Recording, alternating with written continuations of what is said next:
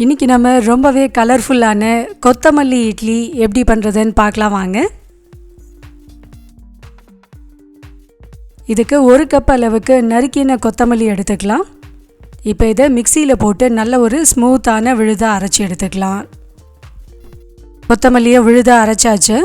இது கூட 2 குழிக்கரண்டி அளவுக்கு இட்லி மாவு சேர்த்துக்கலாம். இது சரியான பதத்தில் புளிச்சிருக்க இட்லி மாவு. ரொம்ப புளிப்பாக இருக்க இட்லி மாவில் பண்ணாதீங்க. சரியான பதத்தில் புளிச்சிருக்க இட்லி மாவில் பண்ணால் ரொம்ப சுவையாக இருக்கும். ஒரு 15 இட்லி பண்ணுறதுக்கு தேவையான மாவு எடுத்திருக்கேன். இந்த அரைச்ச விழுதை இது கூட சேர்த்து நல்லா கலந்து விட்டுக்கலாம். இட்லி மாவில் ஆல்ரெடி நம்ம உப்பு சேர்த்துருக்கோம். இட்லி மாவு பதத்துக்கு நல்லா கரைச்சி எடுத்துகிட்டு இப்போ இதை இட்லி ஊற்றி வச்சிடலாம். 15 நிமிஷம் கழித்து பார்த்திங்கன்னா ரொம்பவே கமகமன்னு நம்மளோட கொத்தமல்லி இட்லி ரெடி ஆகிடும்.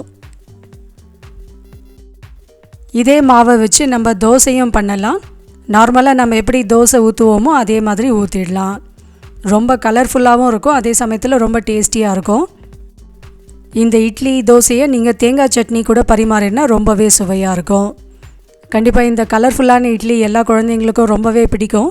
ட்ரை பண்ணி பார்த்துட்டு உங்களோட ஃபீட்பேக்கை நம்ம கூட ஷேர் பண்ணிக்கோங்க.